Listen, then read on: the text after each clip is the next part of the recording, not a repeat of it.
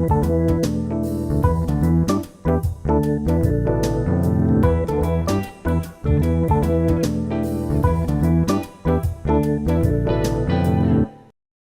problema das fake news, vamos usar essa expressão por enquanto, é o problema da sobrevivência da democracia no mundo.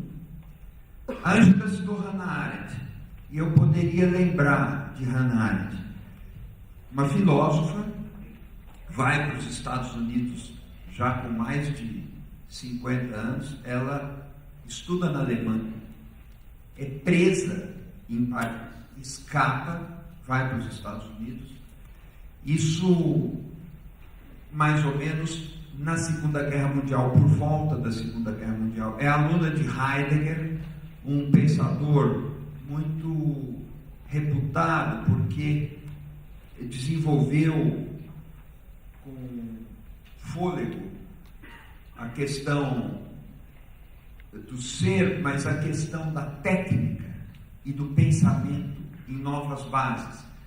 Hannah Arendt é muito influenciada por esse pensador, vai para os Estados Unidos e ali ela começa, já tinha um trabalho, mas começa a sistematizar questões que vão tocar no nervo da democracia e questões que estão presentes aqui nesta sala agora.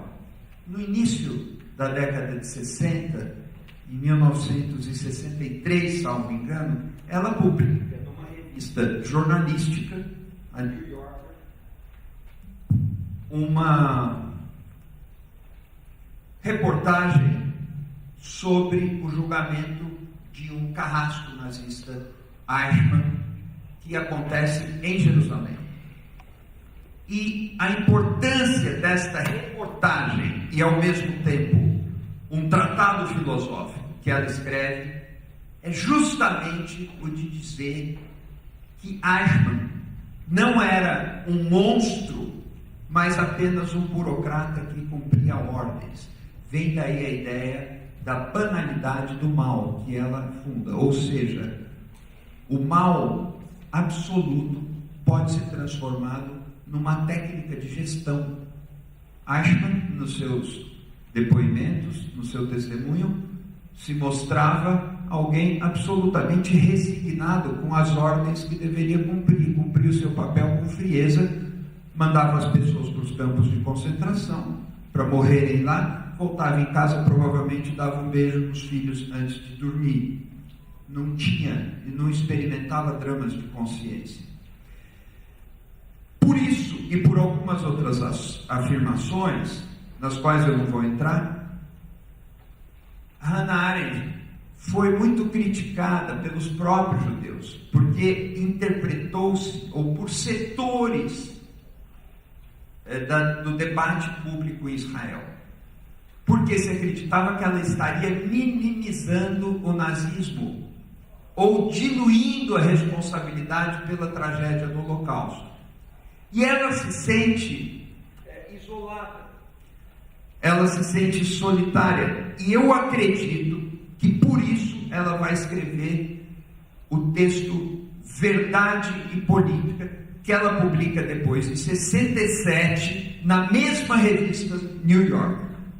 E nesse texto, Verdade e Política, ela fala da importância do jornalista, da importância do filósofo, da importância do historiador e da testemunha para verificar os fatos. E ela diz: a verdade factual é a base da política, não pode haver outra. Ou seja, a âncora de tudo que se discute numa democracia está nos fatos.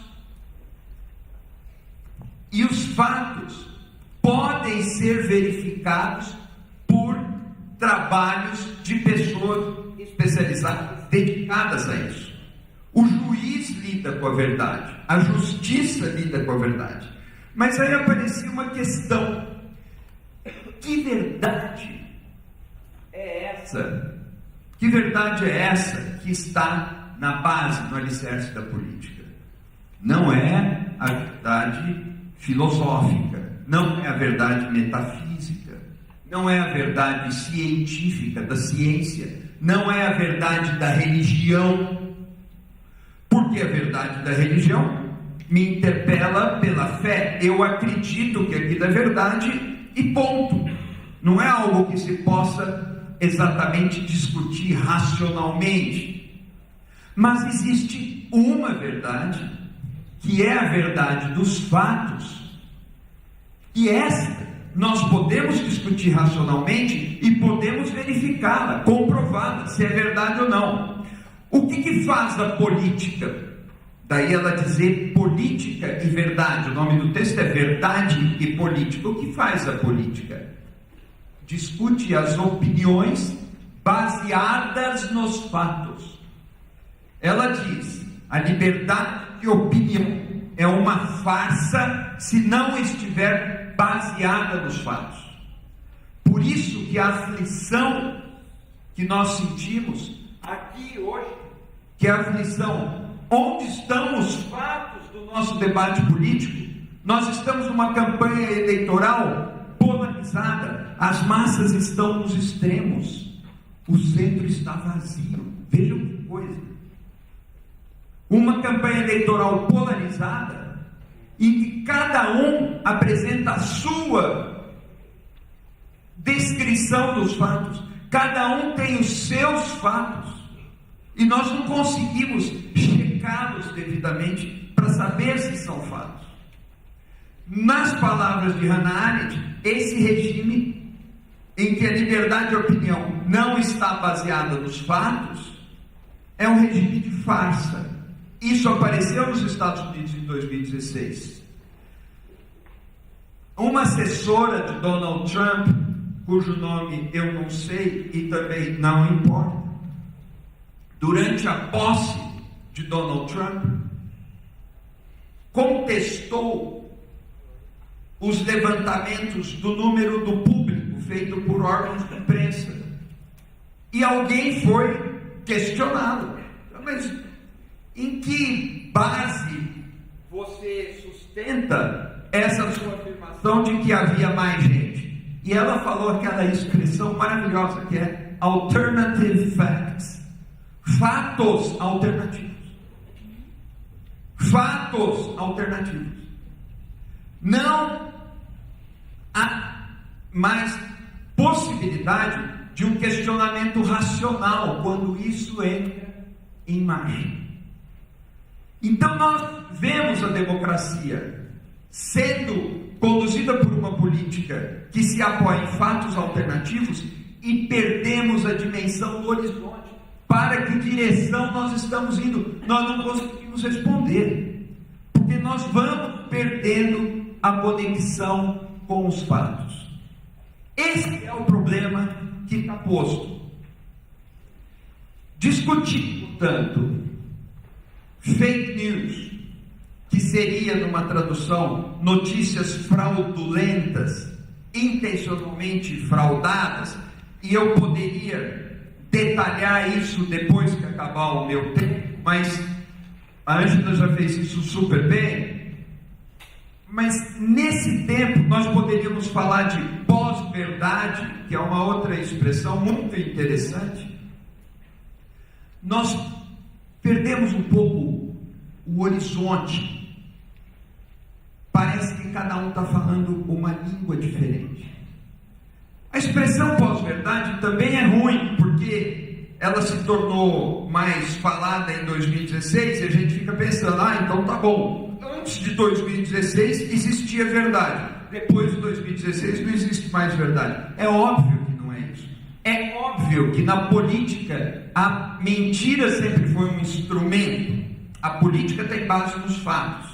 Isso não se discute, mas mentira é um instrumento que está presente ali, vira e mexe, aparece. E é natural da política. Mas na política, na democracia, a mentira não triunfa por muito tempo. O debate público é capaz de corrigir o curso, quando o debate público tem base nos fatos. Então nós estamos perdendo o contato com os fatos e estamos por isso, experimentando uma aflição que não estava posta antes, por dois motivos. Um é a velocidade com que as falsidades, as desinformações prosperam, é uma velocidade sem precedentes, absolutamente sem precedentes. Em questão de horas, uma coisa é replicada por milhões de pessoas. E de outro lado, a escala, o volume com que isso acontece também não tem precedentes. E a velocidade é diferente do volume. O volume é a massa de desinformação produzida, que é maior muitas vezes do que a massa de informação jornalística produzida. Com o adendo, e eu vou terminar, de que a lógica das plataformas sociais e das redes, das plataformas de busca, ainda remuneram, estão tentando ajustar isso, os que fazem posts por número de likes, ou de cliques, ou de engajamentos. Então, se eu puser um absurdo qualquer, 200 mil pessoas compartilham isso, eu sou remunerado por isso. A mentira virou um bom negócio.